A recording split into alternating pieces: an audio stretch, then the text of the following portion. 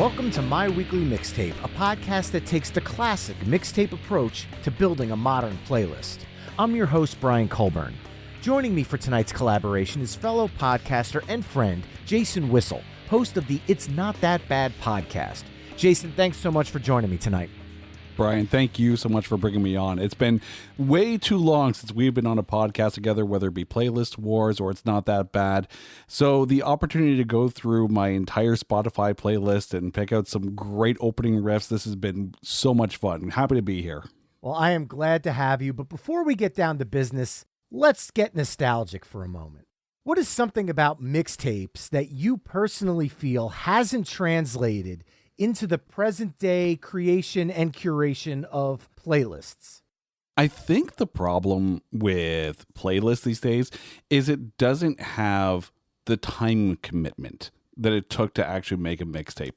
When you sat down to make a mixtape, and I'm sure you're probably the same way, but let me go through like what it used to be for me. I would get my stack of CDs and place them in order, have the ghetto blaster right in front of me, time everything out, and it was a day. Like you would spend 2 to 3 hours meticulously planning it, tweaking tapes just back a little bit far enough so you miss the end bit of the previous song.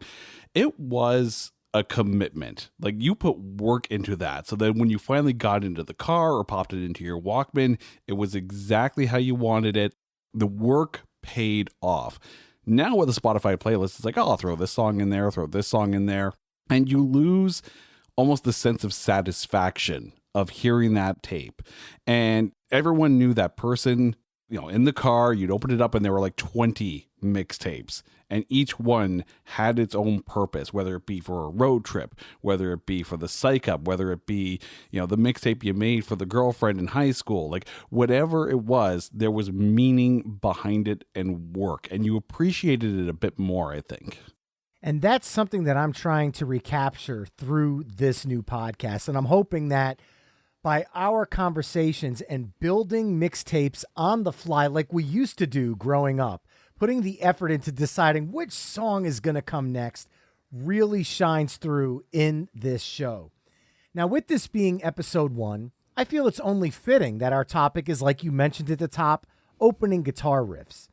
Now, Jason, when I was putting my bank of songs together for tonight, the songs that rose to the top for me were those instantly recognizable guitar riffs, songs that I would easily guess within 1 second if I was playing Hurdle and this song happened to be the song of the day.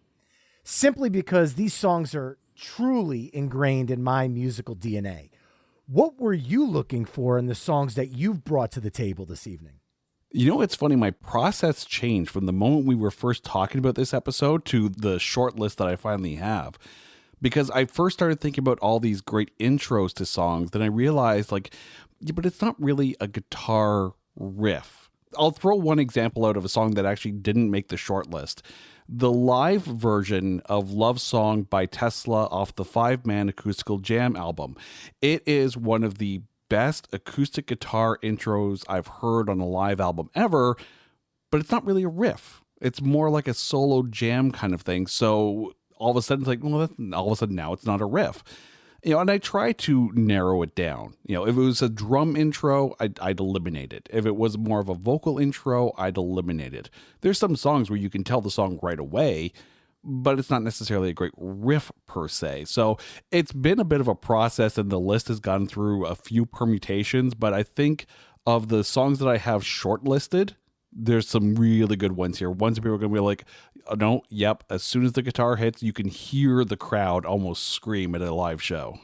Well, I love where you're coming from with that, Jason. I'm glad you mentioned Tesla's Love Song, because that version on 5-man acoustical jam is one of my May I Help You riffs when I go to a guitar store. I start playing the opening on an acoustic because that gives me an idea if that's the guitar that's right for me. So I love that you chose that one as an example, but I digress. Let's get down to business. For those that are listening tonight, if you haven't figured it out, Jason and I will be curating our own opening guitar riffs mixtape. And we'll use the old cassette deck approach, meaning our mixtape will be broken up into 2 sides, side A and side B. Jason, as my guest this evening, will begin side A with his first song choice, and then I'll add a song that I feel best follows up Jason's choice. We'll then flip-flop for our choosing songs until we've mapped out 10 songs for side A. Then we'll give our mixtape a proverbial flip, and we'll begin to map out side B. And on that side, I will begin with my song of choice, and Jason will follow up. Our overall goal for this episode is to craft the best opening guitar riffs mixtape possible through the 20 songs we're choosing. At the end of the show, you could take our conversation to the next level by visiting the opening guitar riffs page at myweeklymixtape.com and give our final album a listen via the embedded playlist. The best part, you don't even have to worry about any blank space at the end of each side. Finally, if you like what you're hearing on the show, please consider becoming a Patreon mixtaper at patreon.com/myweeklymixtape. Jason, before I turn it over to you to reveal your track one, some of the fellow mixtapers who follow us at My Weekly Mixtape on Facebook, Twitter, Instagram, and TikTok have chimed in with their ideal opening track for a greatest opening guitar riff mixtape. And these truly run the gamut, so this could be some food for thought for the two of us. Coach Fisher chimed in with Metallica's For Whom the Bell Tolls. Bobby Schultz chimed in with Black Sabbath's Iron Man. Simon Evans chimed in with Audioslave's Cochise. Eric, Time to Get Ill, chimed in with Pantera's Cowboys from Hell. Canardian Girl chimed in with Simple Minds' Changeling. Jason Donsis chimed in with Black Crowes' Twice as Hard. And Gary Radcliffe chimed in with the Rolling Stones' Can't You Hear Me Knocking. Now, just from those choices alone, you can already see the various directions that this topic can conceivably take us. So, Jason, I've officially pressed record on our mixtape, and the floor is yours. Why don't you dive into the song you chose to kick off side A? Okay, I'm going to go with a song from probably my favorite era of music, like right in the thick of the really good rock 90s. It's a song that not only will start our playlist here, but basically introduced us to Bush, and that's Machine Head. When you think about that opening riff, starting off before the full band kicks in, you know the minute they play this song, the crowd is going to go nuts. It's probably the encore at this point. But that song, when you think about it, has stood the test of time. And it's nice to see the Bush is still out there and touring right now. They're getting ready to hit the road again with Candlebox. But this song, it's timeless. Say what you will about some of their middle career albums, but the 16 Stone is such a good album. And sure, people will probably point to Glycerine as being the biggest song on that album, but Machine Head, for me, the minute it's on the radio, the car stereo is turned up. I don't care what the kids in the back are saying, I'm cranking that song. I'm glad you're doing that because honestly, that to me is a perfect snapshot of 90s hard rock. Not necessarily your Soundgarden, Alice in Chains, Pearl Jam, Nirvana, grunge, but it had a little bit more of a straight ahead meat and potatoes rock vibe.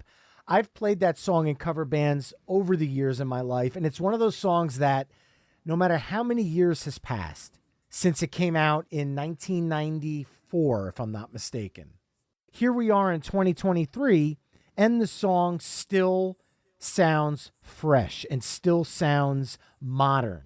The song is timeless, and it's a perfect choice to start things off tonight. I love the pick. So now to bounce off that, I'm scrolling through my songs trying to decide what's a good way to follow that up, because that one is powerful. And I think the way I'm going to do it is instead of naming the song, I'm just going to say something, and you're immediately going to know the song I'm thinking about.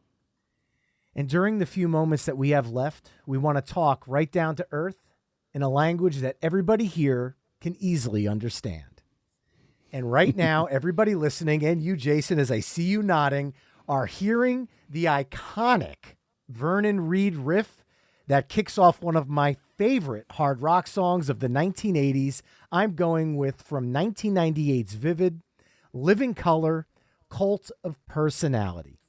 This song won a very well-deserved Grammy for Best Hard Rock Performance. Let's be honest, Vernon Reid is one of the most underrated guitar players on the planet. And this song is easily an example why he should be put up there with all of the greats. This song has a timeless energy to it. It is manic, it is heavy, it is visceral, and it is everything I love about it opening guitar track to really make the hair on your arm stand up and just bring you all in, full bore, guns blazing, living color, cult of personality. Yeah, I can't disagree with that song. I mean, you're right. Vernon Reid is such a monster guitarist. And the fact that that song carried on, not just on radio, but, the fact that it became an entrance music for, of course, CM Punk, it's such a big song. So you have to think, if I'm going to follow that, a great guitarist song, you know what? I think I'm going to go with a little bit of Ian Thornley, The Oaf from Big Wreck. Now, again, another debut album, another, introduction to this band. Ian Thornley is a phenomenal guitarist. And we talked a little bit about this with Love Song from Tesla, in that this song is almost more of an intro, but just the warble on that opening riff, and then all of a sudden when they kick into the song, to me, this is Big Wreck. This song and Ladylike from their second CD is another great song. But just the opening, the reverb, almost clean sound, and then when the full band kicks in, absolutely love this song. So yeah, The Oaf, Big Wreck. In loving memory of, definitely one of those underrated albums of the 90s that when you listen to it, you have to wonder why they didn't become bigger than they were. Obviously, you had The Oaf and that song being like the two memorable tracks from the album, but these guys were kind of flying beneath the radar, at least in the US. Maybe they were larger in Canada where you're from, but from what I heard on radio, I feel like they just didn't get the love outside of, let's say, college radio and independent radio, because the mainstream just kind of overlooked it, and it's really a shame. Mm-hmm. I will say that when in Loving Memory of came out, Much Music was playing their videos ad nauseum. Blown Wide Open was in constant heavy rotation. Not so much, second album and on. And yes, Big Wreck is back together. They're actually using the drummer from Thornley's solo band. So they're still going. They're still putting out music. So it's still out there. Go find some of those new albums. Well, as we're talking, now I am scrolling through my list thinking what could possibly follow this up. And we've kind of touched 90s, 80s, 90s. So what I'm going to do now is I'm going to dip back a little bit, because I know we have people listening from all different eras. But with the mixtape we're putting together here, I kind of want to cross some eras of music. And I'm going to go for a song that in 2010 was ranked number 300 in Rolling Stone's The 500 Greatest Songs of All Time, and also ranked number 1 in Q Magazine's 20 Greatest Guitar Tracks. For me, this is the quintessential Led Zeppelin riff, and I'm going with Black Dog from 1971's Untitled, or as the rest of the world knows it, Led Zeppelin 4. This song was actually inspired by the pre-Stevie Nicks and Lindsey Buckingham version of Fleetwood Mac. They put out a song in 1969 called Oh Well, which, if you're looking for a really cool cover of that song, on Tom Petty and the Heartbreakers, the live anthology, they do an absolutely kick-ass version of it, but I digress. Jason, I know you're a bass player, I'm a bass player, and for me, it doesn't get any better than the pride that I take in the fact that this monster riff has nothing to do with Jimmy Page. This is a John Paul Jones riff, and it is one of the most iconic songs. Not only is that riff completely undeniable by anybody, the fact that John Bonham plays straight through the song's turnaround in the chorus, and it almost gives you a perception that the timing of the song is being thrown off. It adds this layer of complexity to a song that's not necessarily complex when you listen to the individual parts, but the way that timing, and it kind of creates this madness during the second half of the riff, it always stuck out to me like, wow, these guys are insanely talented. But when you start listening to each instrument, yes, they are insanely talented, but they're not doing anything that would be at the level of like a Rush turnaround where the song kind of whittle diddles into some other stratosphere. These guys are keeping it meat and potatoes rock, but Bonham's straight drumming through it actually adds a layer of complexity. So with this one, the riff is a monster, the song is a monster, and I'm going with Black Dog by Led Zeppelin. You know, it's funny when we were talking about making this list and you were saying, I'm sure you'll pick up some Led Zeppelin. No, actually. I have no Led Zeppelin actually on my short list. So it's going to be very interesting to see what I pull out to follow that one up with. And I think I'm going to go with something. It's a heavier, chunkier riff, but not from a band that you would expect it from. I'm going to go with Lakini's Juice from Live. Ooh. If ever there was a song where the guitar tone said everything about what you're about to hear, and this is coming after the Throwing Copper album where, you know, obviously Lightning Crashes got a lot of play, I Alone got a lot of play, and it's not like it was more of a melodic album.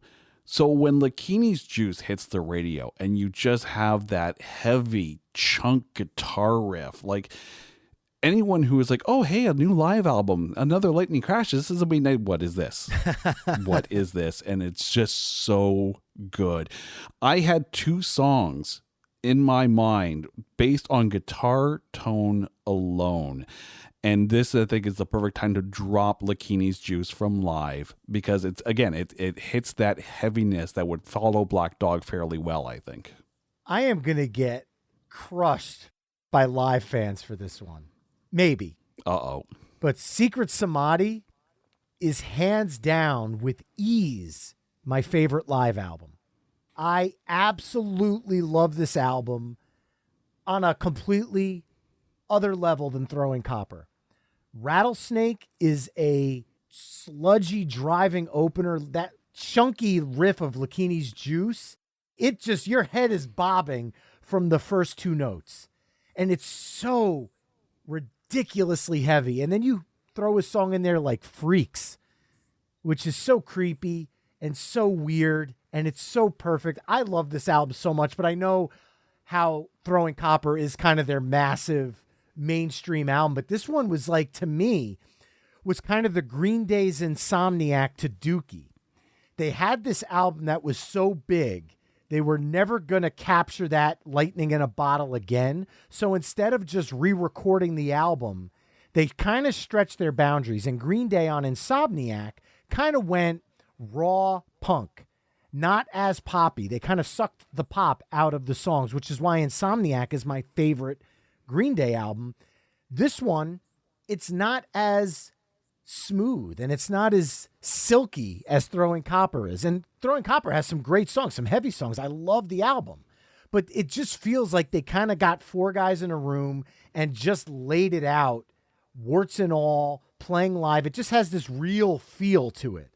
So love the album and absolutely love this pick, man. This is good. I will say Secret Samadhi is probably my second favorite Live album, right behind The Distance to Here. Really? The one that followed it. Songs like Run to the Water, The Dolphins Cry, and, you know, if I'm being a little personal about it, the song that my wife and I danced to at our wedding was Dance With You, the last track off of The Distance to Here. So I agree with you that Throwing Copper is a phenomenal album, but not the best Live album. Again, personal opinion. Well, I actually know what I'm going to follow this up with because you have this kind of crunchy, driving, get your head bobbing riff, and I want to continue that energy. So I'm going to go with a riff that on paper will probably be one of the easiest riffs to play because it is, in fact, one note. And I am going with, from 1996's Evil Empire, Rage Against the Machine, Bulls on Parade. That opening riff where Tom Morello is just playing octaves, and yet he still manages to pummel you with this riff. It is just insane And to take that a step further, it is probably their most iconic riff, besides maybe Killing in the Name. And to me, as much as Rage Against the Machine's self-titled album is easily in one of my top 10 albums of the 90s and maybe of all time, this riff really stands out to me when I'm thinking about most memorable opening guitar riffs of all time. I do want to give a shout out to Rob Ebert, who chimed in on social media with this one as well. Rage Against the Machine, Bulls on Parade. You know what's funny? We've got a lot of good heavy stuff in a row. And, you know, it's one of those things where you sit there and go, do you continue with the heavy or do you throw a curveball in there? Because around song 7, it's like, okay, I've had my good taste of late 80s, early 90s section. Then we got our heavier section. So you know what? I think I'm going to go with the curveball here. Uh-oh. And I'm going to go back a couple decades as well. I have to say, and, you know, again, we're both performing musicians here. So we both have songs, I'm sure, that are in our set list that you gear up. The minute you see it on the set list, on that little piece of paper by your feet and by your guitar pedals, you're like, all right, here we go. And for me, whenever I'm playing live, my favorite song in the set list is Long Train Running from the Doobie Brothers. Yes. There's almost a swagger to that opening guitar riff. Right. And aside from, you know, it having a fun bass groove to play along with, having some phenomenal like vocal harmonies through the whole thing, but it's just that opening riff, right? That cross between like a plugged in acoustic one, like it just sounds so good. And the minute you hear it, like, and you see it too at the clubs, right? You start playing that song, people like all of a sudden get up out of their chairs and their tables and they're ready to hit the dance floor. So as a music lover, I appreciate that. As a musician, I appreciate the effect that song has. And we have a lot of fun songs in our set list. This is actually my favorite one to play every time. Absolutely every time. Fantastic pick, man. And, you know, kind of diving a little bit outside of the guitar part of it, because that's obviously iconic. If you screw up the harmonies when performing that song live, ooh, can you lose a room quick? That song needs to be done perfect. It's one of those iconic vocal songs as well. And that's something I think the Doobies get kind of overlooked on, but their harmonies to me are up there, I would say, with the Eagles, Fleetwood Mac, Crosby, Stills, Nash & Young. When you hear those harmonies, you automatically know what band you're listening to. And it's such an amazing classic rock song. Obviously, if this was a live show coming out of Bulls on Parade, people might want to kind of wipe the blood off their face and groove a little bit. And honestly, there's no denying the power of this song. So I love the pick. And what I'm going to do is stay in a little bit of a classic rock vibe here and kind of follow off that one. And I am going to go with Duane Allman's finest riff. Now, you have plenty of riffs to choose from when you're talking Duane Allman. And even just in the 3 years of his time in the Allman Brothers before his untimely passing in 1971, I'm going to go with the seminal 1970s classic, Derek and the Dominoes, Layla. If you remember back when we were growing up, those K-Tel compilations, there used to be one for classic rock. And this guy with this really long-haired 70s wig on would come out and hype it. But this was the song that played. And I actually said to my father, I'm like, what is this? I don't know this song.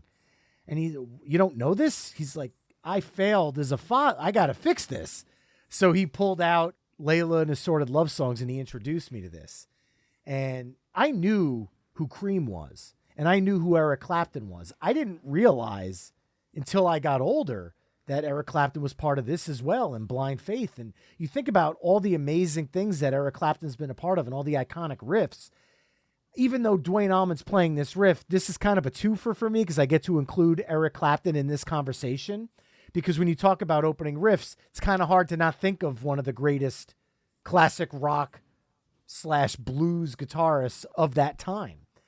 Now, this riff was based on one of my favorite blues artists, Albert King's song, As the Years Go Passing By. It's obviously a lot more manic and faster, but the other thing I want to talk about this one is this song actually tanked as a single.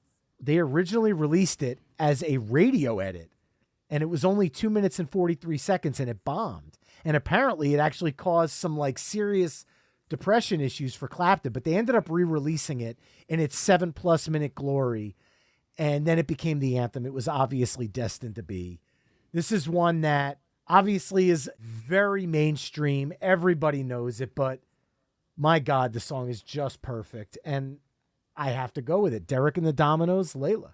Oh, such a good song. And it's one of those songs, too, where you can sit there. I'm sure there is a debate waiting to happen as to which version of the song is better, the original Derek and the Dominoes or the MTV Unplugged from Clapton's, solo show. But in all honesty, you really can't go wrong with either or. But yes, the Derek and the Dominoes, it's that swagger in the guitar line. Oh, now I have to go through here. Because I'm sitting there thinking, how do you follow that one up? That to me feels like it should have been a side closer, but coming at a Long Train Running, I had to stop and say, you know what? It just works perfectly here. But now remember, at the end of Layla, you got that nice little slow melodic jam. So now you could kind of take this in a lot of different directions. Oh, I know. And there's a couple here where I'm just like, I could go this way. I could go this way. If I was to go try to match tonality, I know which song I think, but I think, seeing as how you've got that nice piano end, I'm going to do a complete 180 and go back to heavy and go for a little walk with Pantera. Oh, yeah. No one in the history of anyone should ever put Pantera after Derek and the Dominoes, but here we are. Again, one of those songs, and I'm sure people are seeing it now, perhaps sometimes for the first time ever. Now that Phil Anselmo and Rex Brown are back on the road, of course, with Charlie Benante and Zach Wilde, but just that opening, people have tried to cover it. Nothing compares to the original Walk, Pantera. Like, honestly, if you can't hear the crowd screaming already, you're doing it wrong. There really seems to be a small collective of people online that are in no way, shape, or form happy about the fact that Phil and Rex are getting together with Charlie and Zach to do these legacy or reunion shows using quote marks in the air, however you want to frame it. Personally, there's no two better people, I think, to fill the role of Dimebag and Vinny than Zach and Charlie. I actually didn't think Charlie in the beginning. When they mentioned his name, I said, wow, that's actually perfect. I've watched a bunch of the videos, and I have tickets to see them opening for Metallica this summer. I'm very excited to hear Zach taking on these guitar parts of one of his closest friends and bringing his style to it. I'm curious what you think of him. I completely agree. First of all, we know how close Anthrax as a band were with Pantera, of course, with Vinny and Dime. And if you've gone to see an Anthrax show, especially shortly after Vinny passed away, whenever they do, in the end, they've got the banners that they were bringing out there that had Dime and Vinny on there, as well as the tribute to Ronnie James Dio as well. Yep. And Zach Wilde. I mean, let's be honest. If anyone's going to match that guitar tone, it's him. Hands down. There's no question. Credentials aside, because we're talking about the guy that, slung guitar for Ozzy for the longest time, and not to mention in Rockstar starring Mark Wahlberg. Yep. But I love that soundtrack you don't have to sell that for me. You don't even have to. I love that soundtrack. I love the movie. It's got Jennifer Aniston in it. Right? Marky Mark lip syncing to Miljenko Matajevic, the lead singer of Steelheart. I was all in. I'm like, this is amazing. I love this movie. Not to mention the fact that you had Brian Vander Ark from the Verve Pipe working on some of the songs in the background. So yeah, absolutely love that album. But I think it's great. I think it's great that people who never got the chance to see Pantera live, they're getting the closest possible thing out there. And anyone who says anything against it, sure, they might be purists, but you know what? It doesn't matter. Just because they're gone doesn't mean that Phil and Rex can't carry on that legacy and bring the music to the masses for the fans that kept the spirit of Pantera alive for all those years. I can tell you if you go back to the Motown era, there are bands traveling from that era and performing at casinos and theaters where I don't think there's a single original member. The name has kind of become a legacy. And as each member has passed on and retired, they've brought in new blood. This isn't that. This is 50% of the original lineup and 100% of the living lineup. So I'm also not a gatekeeper when it comes to music. If the band wants to go out and play, if I want to go, I will go and support it. If I don't want to go, I just don't go and I keep my mouth shut, because there might be other people out there that never got a chance to go see it happen on stage. And sure, it's not the same as Vinny and Dime being out there, but it's the best you could possibly get right now. And I'm all in on that. And I've also been talking for a while because I'm stalling, because following that up to End Aside, you left me with a monster decision here, because there's really I have nothing that heavy in my list, but this is closing out side A. So it's got to be a massive tune. And while it's not as heavy as Pantera's Walk, I am going with an artist and a guitarist where every single person listening to this show would immediately hit delete and unsubscribe if he was not talked about tonight. And that man is Eddie Van Halen. And I am going with the opener from 1981's Women and Children First. I'm going with Mean Street. Reason being, I had several Van Halen songs in my list, but to go from Walk to Panama, I like it. But then to go from Walk into Ain't Talk About Love, it's okay. Mean Street, I completely understand that Dimebag was a massive Kiss fan, but I have to believe in my heart of hearts that there was no way that he also didn't have some iota of respect for the way that Eddie Van Halen plays, because I do hear elements of that throughout Dimebag's solos across the Pantera albums. And this is probably the heaviest Van Halen riff of them all, in my opinion. And the song was never released as a single. I'll never understand that, ever.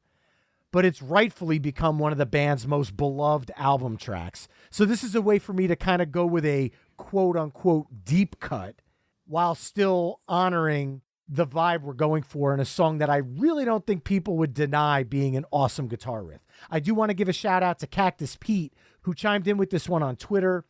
He, as well as several folks, chimed in with Van Halen tracks. And I'll be honest, like I just said, I could probably list 20 different Van Halen songs here, and any one of them would work because Eddie Van Halen is just that special. But following up Pantera's Walk, Mean Street, man. It's funny, when we were talking about Lakini's Juice, I said there were two songs that I had shortlisted just based on guitar tone. The second one was a Van Halen track, but it was Don't Tell Me What Love Can Do, because just that opening heavy, it's a simple riff, but just that opening heavy chunk to it. Yeah, there's so much Van Halen that you could put in here, and sometimes you have to decide. Yeah, that's the thing. And I will put this out in the universe right now. Jason and I both know there is no way on this planet that we're going to please every single mixtaper out there that's listening to this show. There's only 20 choices and we each get 10.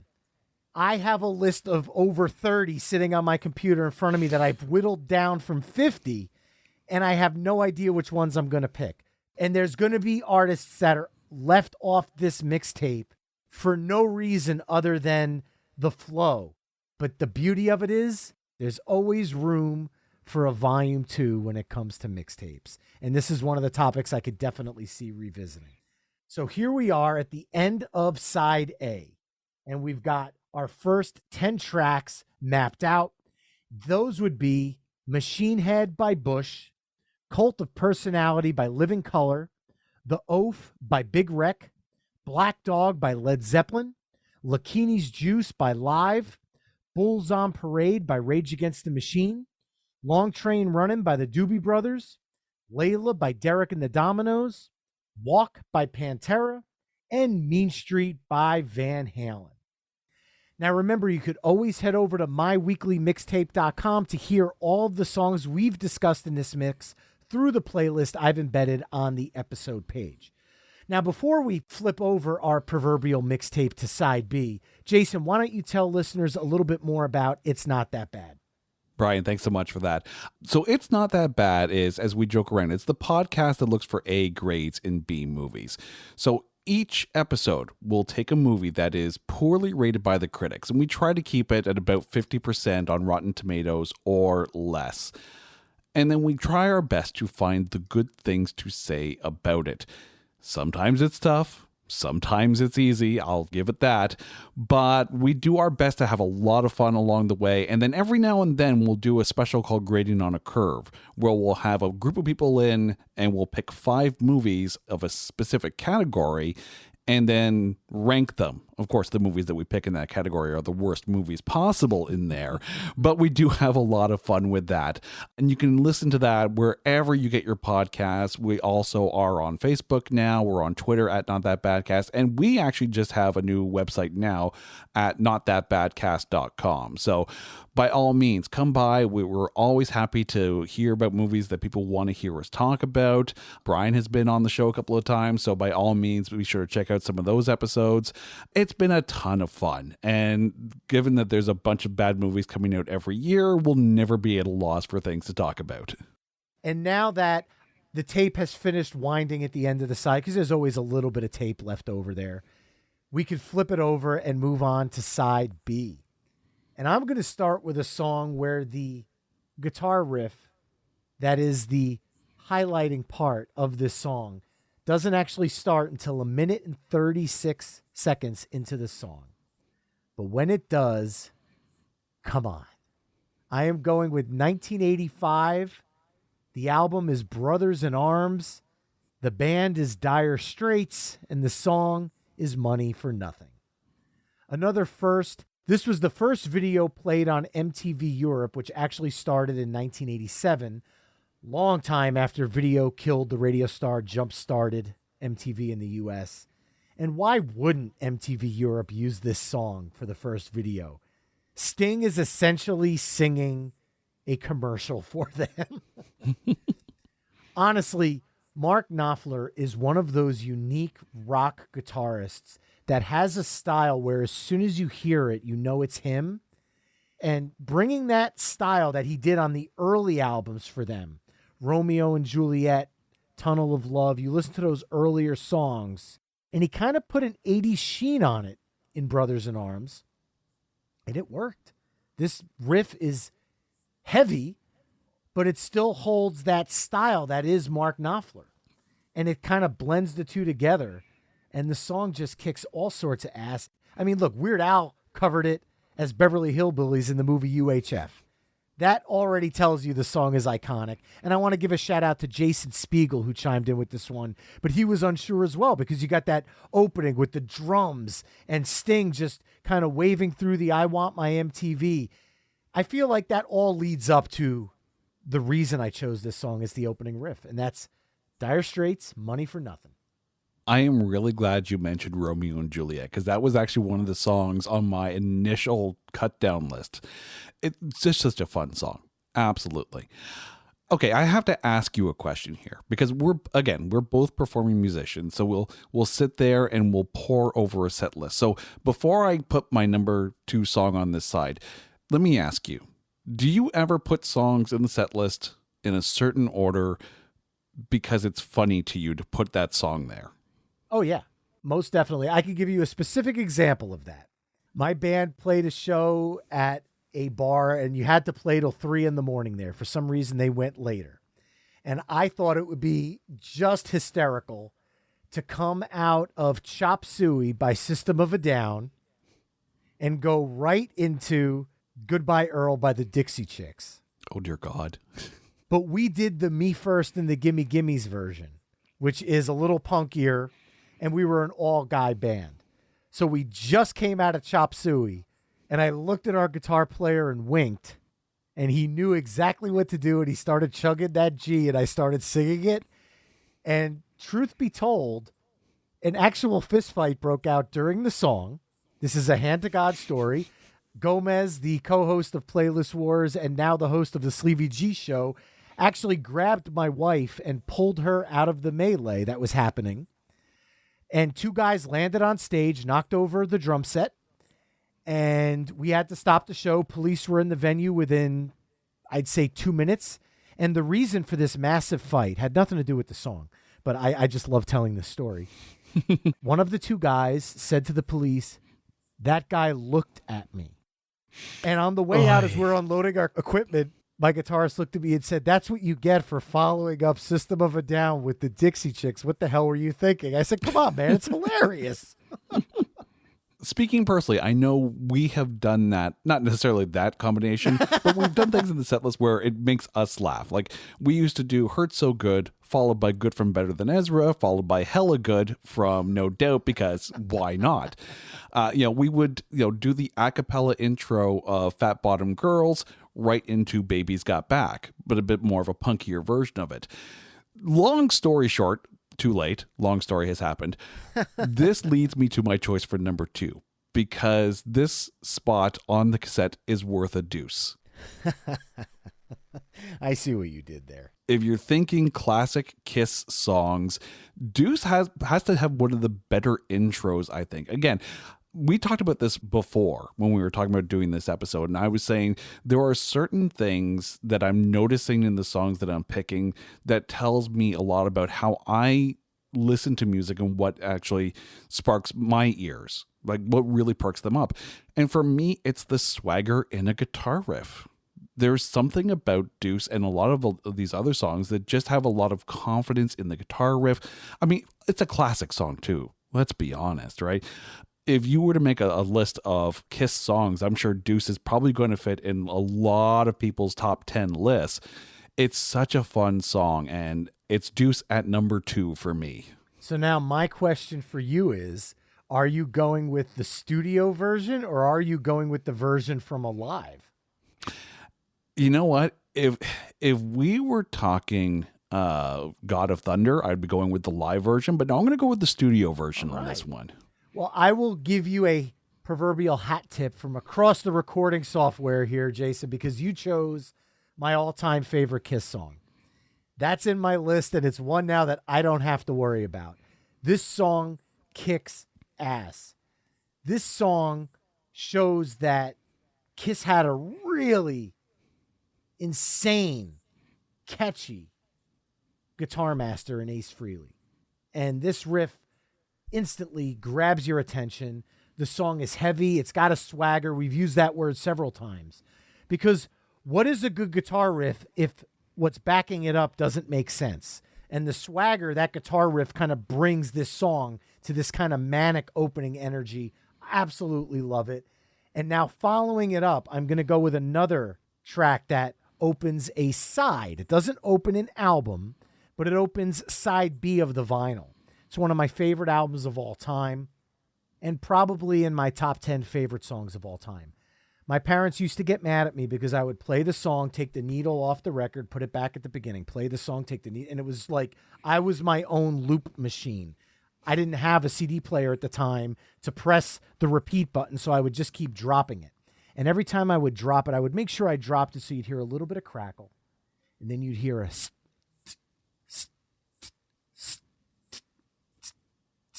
and you're hearing the song in your head that I just referenced, 1980s Back in Black, AC/DC, opening song on side B. I know it has nothing to do with the guitar riff, but that count-in to the song is my favorite count-in of all time. When you hear it live, the place erupts during the 4 count because the 4 count is so iconic. It's the start of the song, but that guitar riff has been sampled in hip-hop songs. It's been used in remixes. I've seen countless bands try and fail at covering it because nobody's going to get that Angus Young look, feel, and sound down the way he has it down. Angus Young is one of my top 10 guitarists of all time. He is an animal. He is a character. He brings the blues to hard rock. And this is an anthemic riff.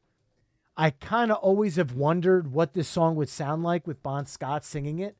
But Brian Johnson has made this song so iconic. It is easily his. And not every guitar riff needs to show off this amazing technical prowess. Sometimes a song just needs to rock. And like Deuce by Kiss, I feel like AC/DC's Back in Black follows that up perfectly. So that is my track 3. Of all the AC/DC songs, that is such a good one. I mean, there were a couple that, I mean, obviously Thunderstruck was one of the ones that I was thinking of. And there's no way you can actually go back to back with AC/DC on it. You just can't do it. How do you follow that one up as I take a look at my list? I mean, the good thing for you is the song fades out. So But since it fades out, then I'm going to come back with a song that I would be remiss. I would kick myself if I didn't put this song on the list. So the fact that Back in Black does fade out, it allows for this song to come in. First heard this song playing Guitar Hero, as I'm sure many people probably did. And then you hear it more, then you start to deep dive into the back catalog and you realize how good Coheed and Cambria really is. Because Welcome Home is such a monster guitar intro.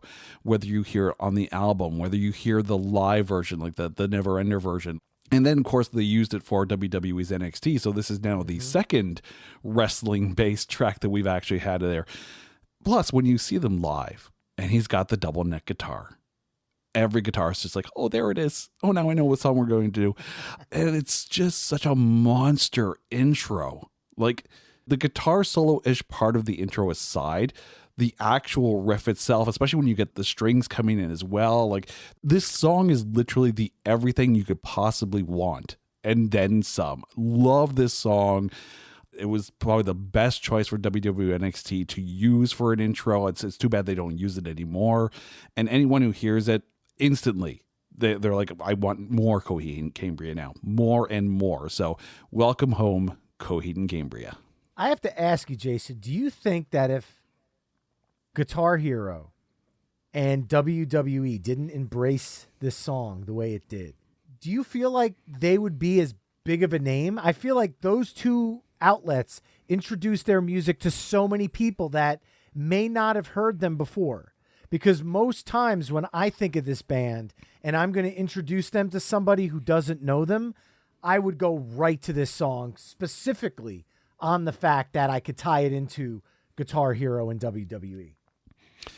When you think about the fact that their first 5 albums in a row were all based on the same science fiction story, basically their own, for lack of a better term, cinematic universe, if you will. They're Marvel for musicians. No, they're not radio. They are radio friendly in a way, because there's certain songs where you're like, yep, no, absolutely, I could hear this on the radio. But it's getting that introduction. You're right. Like, if it wasn't for something like Guitar Hero, no one would know of Dragon Force either, I think, except for people who are insane musicians and listen to Steve Vai, for breakfast, which is a shame too, because there are, as you go on through their discography, there are some great, easily radio friendly songs. And Coheed and Cambria is the only band I know that would be daring enough to pull off a sequel to Jesse's Girl and have it sound just as good as the original. Oh yeah. Like, not a cover, it's a sequel, and it's awesome. Mm-hmm. Completely agree. Now with that one, you're talking about radio play, and I'm literally grasping at straws because it's tough to come out of a Coheed song and find kind of the direction to go. But I think I'm going to go with a song that wasn't a top 40 hit. It only reached number 51. And I'm kind of astonished because the band I'm about to talk about is a household name. And they only have one top 40 hit, but they have songs that are ingrained in everybody's musical DNA in some way, shape, or form. And I'm going back to 1980 from the album Permanent Waves, and I'm going with Rush, The Spirit of Radio. As a side note, their only top 40 hit was actually 1982's New World Man, and it was not Tom Sawyer. Shocked? I know a lot of people are when they hear that. According to setlist.fm, the song was played live by the band 1,294 times, which just goes to show you how popular it was amongst Rush fans. My follow-up to Coheed is Rush, The Spirit of Radio. Now, Jason, being from Canada, maybe it is wrong of me to assume that maybe you had Rush somewhere in there, but as a bass player, I don't see any universe where you're not going to have some Geddy Lee love. But, here we're talking about Alex Lifeson, so maybe you found a way to skip Rush in some way. No, As a matter of fact, if we're treating this mixtape like it's a fantasy draft, you just scooped my pick. Oh, Yeah, pretty much. That was on there. I had a few Rush songs that, I mean, for me personally, my favorite Rush song is probably Animate off of the Counterparts album. Love that one. It baffles me they didn't have more than this one, Billboard top hit. Of course, they're constantly played on Much Music here. Anytime Rush spoke, it was out there. And we could always go to the Great White North album and listen to Geddy Lee sing with Bob and Doug McKenzie on Take Off. But, but yeah, no, you actually scooped my pick on Spirit of Radio, because that was the song I said, like, okay, that's the one. That's where it's going to be. How do you follow that one, though? And again, it's one of those things where you take a look at the list and go, I could put this song, or I could put this song. But I realize as we're going through this, our tape is missing something. Oh, really? Our tape is missing some female guitar slingers. Ah, yeah, good point. So I'm going to follow up Spirit of Radio with Barracuda from Heart. Yes. We've been talking about swagger, and I don't think anyone swaggered as much as Nancy Wilson on that song. You hear it and you are ready to go the minute you hear that opening riff. Like, let's be honest. It's an iconic song, not just for the decade, not even just for the Seattle music scene, but it's iconic, period. Generation after generation after generation. And anyone who tries to do Barracuda afterwards, and I've heard some decent enough covers, but they all pale in comparison to the original. So gotta go with Barracuda from Heart. Although I will say that Adrenaline Mob did a decent job of covering it, but you cannot. You just can't compare. That was going to be the one I was going to mention, along with Fergie from one of the Shrek movies. I remember it being in there. Obviously, neither one compares to Nancy Wilson, and no one's going to hit the vocals the way Ann Wilson sings that song. I'm glad you did that, because I think we just went scoop for scoop right there. I had that song in my list. You cannot deny that riff. And I am so happy that Heart is making this list, because they are obviously a very popular band. When they reunite, they do sell out amphitheaters and arenas and stuff. But I still feel like a lot of people don't put them on the same level as a Fleetwood Mac or an Eagles. And I think that's wrong. I think they're right up there. I think they're deservedly up there as one of the best female-fronted classic rock bands, maybe of all time. Oh, absolutely. Like, even when you hear bands that do decent enough covers of their songs, like if you've heard Hailstorm do All I Want to Do Is Make Love to You, you can actually hear the influence that Heart had on a band like Hailstorm. It was good songwriting. It was phenomenal musicianship. We're talking about the sisters that made Led Zeppelin cry. Let's be honest, Yes. while they were covering a Led Zeppelin song, like vocally, musicianship wise, you know me. I'm a massive Queensrÿche fan. I'm also a big Alice in Chains fan. But Heart really is perhaps the best Seattle act of all time. I'm not sure many people would even argue that, because when Heart did the Live in Atlantic City DVD and Blu-ray, their special guests were Alice in Chains, Duff McKagan. I mean, they're influential on so many levels. Look, they took a song that was originally recorded by I-10 in 1983 called Alone. Nobody knew it existed. And it became such a massive hit song. And for years, when American Idol first launched, people would sing that song and butcher it until Carrie Underwood came out and slayed it. And I'll be honest with you, that cover is what made Carrie Underwood a superstar. And it's still not as good as Ann Wilson's. So completely agree, but you are leaving me with a very tough move here. But I'm going to pivot this in a slightly personal way, but something that will work musically on this list as well. Ann Wilson is my favorite female singer of all time. I'm going to follow it up with my favorite musician of all time. So anybody that knows me immediately knows I'm going with Tom Petty. But this riff has got nothing to do with Tom Petty. This riff is by Riff Machine Mike Campbell, who has been Tom Petty's right-hand man through all of his albums, including 1989's Full Moon Fever. And this is the album I'm choosing my song from. It's the closing track on side A, and it is Running Down a Dream. You think about Mike Campbell's guitar riffs. You Wreck Me, Refugee, Jammin' Me. That's just with Tom Petty and the Heartbreakers. He also wrote The Boys of Summer by Don Henley. Stop Dragging My Heart Around by Stevie Nicks, obviously with Tom Petty. And yet Running Down a Dream, a Tom Petty solo album featuring the Heartbreakers, sticks out amongst all those songs. It is legitimately the perfect road trip song. So much so that pretty much any country song that name drops playing Tom Petty on the radio was probably thinking about this song. Because when you go on a road trip, this song screams road trip. And obviously for another personal reason, Tom Petty being my favorite artist, performing at the 2008 Super Bowl halftime show, which I was at with my wife to see the New York Giants defeat the undefeated New England Patriots to win the Super Bowl. So in one 3-hour stretch, actually 2-hour stretch at that point, I got to see Tom Petty close his set with this song, followed by the Giants winning the Super Bowl. It doesn't get any better than that. So for me, my next track, Tom Petty, Running Down a Dream.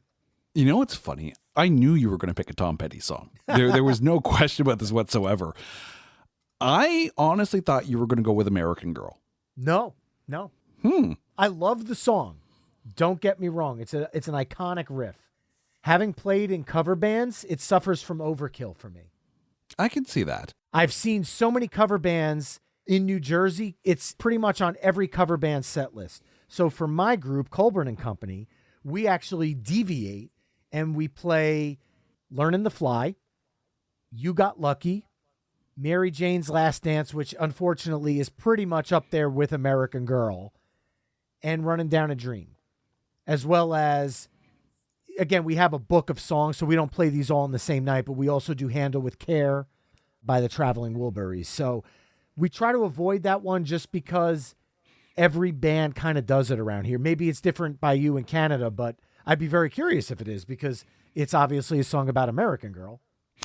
I have played, I think, 4 Tom Petty songs live. Running Down a Dream is one of them. Obviously, Free Falling, I've played that live a bunch of times. We have done Mary Jane's Last Dance, but we medley that with Danny California from the Red Hot Chili Peppers, because it's pretty much the same song. Yes. But we also do Stop Dragging My Heart Around as well. So, yeah, now I could go a couple of different directions on this next song, though. Because you put your favorite artist in. And if I were to put my favorite artist in, it would be a toss-up between one of 2 songs. But I think you've actually already mentioned the next song I'm going to put in, but it's going to be the cover version. And it's going to be The Boys of Summer, the Ataris version.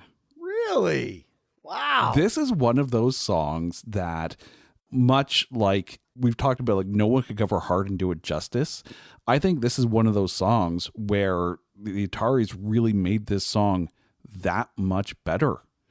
As good as the Don Henley version is, and The Heart of the Matter was actually another song that I had in my mind just for, it's a good intro. It's a decent riff, but The Boys of Summer.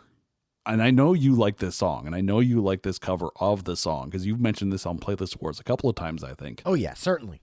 Boys of Summer just took a song that was pretty good, radio airplay song, and made it a monster, massive hit. And the minute you hear that opening riff, once again, it's like, and this is, the Ataris have done covers before and actually made them pretty good. There's a great cover that they did of I Remember You from Skid Row. Oh, yeah, that was a fantastic one. Oh, yeah. But I think this is their pièce de résistance. Like, if you were to say the Ataris, this is going to be the first song you mention. If you say most 2000s era pop punk, this might be one of the first songs that you mention. You can't deny how much better they made this song. Completely agree, man. What a great song. And look, Tom Petty's in no way, shape, or form punk music, but Running Down a Dream has a punky vibe to it. So going into the Ataris, coming out of Tom Petty, the two just work back to back. I love the punk version of The Boys of Summer, and Colburn and Company actually plays the Atari's version acoustically. So just picture the Atari's energy, but done with a violin, a piano, and a female singer with the acoustic guitar. And that's the way we play this version. And I think it goes over really, really well because it's unique in of the fact that it's acoustic, but it would certainly make much more sense to play Don Henley's version acoustically. But instead, we bring the Atari's energy to the acoustic version. So it's kind of its own little meld. Anyway, following that up is going to be a bitch because I am not really thinking punk tonight. And coming out of that song to me is really tough because this is also my last pick of the night and my last contribution to this tape. So it's got to be a monster. So it's got to have a punkish vibe, but it's got to be an iconic song that really starts to tie this tape together as we're nearing the end. So while he is in no way, shape, or form punk, I think it would be a crime to not include this person through either of the iterations he was in musically. I am not actually going to go with a Black Sabbath song here, but I am going to go with a solo Ozzy song. And I'm going to go with the one that everybody's probably thinking because you're coming out of a punk song with this manic energy. Continue that mania with Crazy Train from 1980's Blizzard of Oz. Randy Rhoads, one of the greatest hard rock riffs ever. This song has accolades everywhere. I could go on. Sports anthems. When have you been to a football game or a hockey game that doesn't have Crazy Train playing at some point in the night? You haven't. Nobody has because it's just synonymous with sports. It's been in video games, obviously television, movies. You think about when the Osbournes became a show and that Pat Boone version was the theme song. This song is in everybody's mind, and even to the point where a band like Weezer, who is a little punkier, a little more alternative, used a reworking of that riff in their song Blue Dream, which was on the Van Weezer album. If you give that a listen, it's not necessarily a cover of Crazy Train, but it's definitely an homage to it. So yeah, Bobby Schultz had chimed in, like I mentioned at the top of the show, with Black Sabbath's Iron Man, and he also said, how can you have one of these playlists without including some form of Ozzy or Sabbath? Realistically, we can include them both here, and I think they both work, but I'm going with Crazy Train coming out of The Boys of Summer. It's funny because I only had one Black Sabbath era song, and it was going to be a cover version. I was going to actually throw in Anthrax's cover of Sabbath Bloody Sabbath. Nice. From the I'm the Man EP. Exactly. Because, of course, Anthrax being awesome. But that being said, too, the first song that comes to my mind whenever I'm thinking any kind of Ozzy intro, I immediately had to disqualify from my shortlist because it's a bass intro, and that's No More Tears. Yeah. And because of the rules I had set for myself, because there are some songs where it's like, that's an amazing intro. It's on bass. It doesn't qualify. So that eliminated songs like, No More Tears. It eliminated Wood from Alice in Chains. It eliminated some of the songs from Concrete Blonde off of the Bloodletting album. So many songs got booted out because it's like, nope, it's on bass. Which leads me, of course, now to the last song. And putting Crazy Train in has actually made me second guess the song I was going to end with. I thought I had it figured out, and now I'm not sure if I do or not. I think I'm going to stick with the song that I had originally had in mind for closing this out. And people are going to get a heavy, heavy dose of this on the festival tour this summer because I'm going to end off with Everlong from the Foo Fighters. Look, there are a lot of people who are still gutted the fact that Taylor Hawkins is no longer with us. Mm-hmm. But much like we talked about with Pantera, it's really good to see that the Foo Fighters are getting back on their feet and they're going to get back out there. And, I'm hoping that people don't sit there and say, well, they should have stopped. Well, you know what? People will say they should have stopped Nirvana. Yes, they did. But it still doesn't mean that the other guys can't continue on and bringing that music to the live audiences. I guarantee you there are going to be tears shed when they play this song live. There's going to be tears shed anywhere the Foo Fighters go this summer, and go support them. Honestly, go enjoy the music, because not that I know him personally or knew him personally, but I guarantee you Taylor Hawkins would love to know that people are still out there enjoying the music that they played. So ending it off with a bit of a tear, Everlong from the Foo Fighters. Now, obviously, you know, having seen the Foo Fighters, that over the last few years when they've played it live, they've started it quietly and acoustically and then kind of melded it into the heavy version that everyone's familiar with. So I'm kind of curious, because you could technically go in either direction here, because the sentiment of the song, I feel, is what's awesome to close this thing out. Would you go with the original studio version, the acoustic version, which is on the Greatest Hits album, or one of the live versions that they've been playing lately where it's half and half? I think on the mixtape, I would put the original version. It just has the most power. Don't get me wrong. I love like an extended live intro, when I go to see them live. But if I'm putting it on the mixtape, I got to go with the actual album version. Well, I love it. Closing out side B, a perfect pick, if I do say so myself. I'm extremely happy with where we went with this. And look, let me just say for the record, before I read out the songs on side B, I'm looking at this list and I can already tell you there's at least another dozen songs that I am gutted that aren't in this playlist. And just from artists, without even saying the song, let's just say Guns N' Roses, Maiden, Motley Crue, Nirvana, The Police, Queen, Stevie Ray Vaughan, ZZ Top. I get it. There's a lot of songs that we can't get to, but I am pretty stoked with how this mixtape came together. The nice thing is just taking a look at the song list. Like, honestly, from side A or side B, if this is in the car on a road trip, that's going to be a great trip, because clearly it's going to be a 90, right? It's going to be 45 at least on either side. It's the extended tape. Oh, yeah.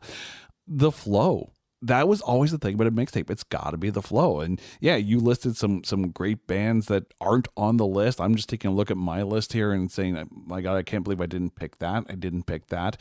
But it's not always about the songs that you want to hear. When you're making the mixtape for the car, you got to think about everyone else in the car. It should be a group effort like this. It should be keeping other people in mind. Yeah, sometimes the mixtape is about bands you wish other people knew. And sometimes you want to put those songs out there so people, people get to experience the things that you like about those songs. But in a situation like this, it's great. I think it flows really well. And there's a little bit of everything here. There's a little bit of discovery in there. There's a little bit of flow. And there's a little bit of each person's personality in there. And that's the goal of this show. Side B. Money for Nothing by Dire Straits. Deuce by Kiss in the number 2 spot. I see what you did there, Jason. Mm-hmm. Back in Black by AC/DC. Welcome Home by Coheed and Cambria. The Spirit of Radio by Rush. Barracuda by Heart. Running Down a Dream by Tom Petty. The Boys of Summer by the Ataris. Crazy Train by Ozzy Osbourne. And closing it off with Everlong by the Foo Fighters. And remember, you can head over to myweeklymixtape.com, visit the opening guitar riffs page, and hear all the songs we've discussed in this mix tonight. Jason, before we eject this final mixtape and unleash it upon the universe, why don't you remind people where they can learn more about It's Not That Bad? Brian, thank you so much for that. It's Not That Bad, the podcast that looks for A grades in B movies. You can find us wherever you listen to your podcast, whether it be Spotify, Apple, Good Pods, Google, Pandora, Stitcher, wherever, even on Samsung Podcasts, you can hear us wherever you get them. You can also find us on Twitter, for as long as Twitter lasts, at Not That Badcast, on Facebook at facebook.com/NotThatBadcast, and at our brand new website at notthatbadcast.com. Jason, thank you so much for joining us tonight, man. This has been a blast. Oh, thank you for having me, man. This has been so much fun. And remember, you can find My Weekly Mixtape on Facebook, Twitter, Instagram, and TikTok at My Weekly Mixtape. You can also head to myweeklymixtape.com to hear the music we discussed on tonight's episode and check out the full catalog of My Weekly Mixtape episodes. If you want to support the show, please consider becoming a Patreon mixtaper at patreon.com/My Weekly Mixtape. That's it for this week's show. Thanks for listening. Until next time, enjoy the tunes.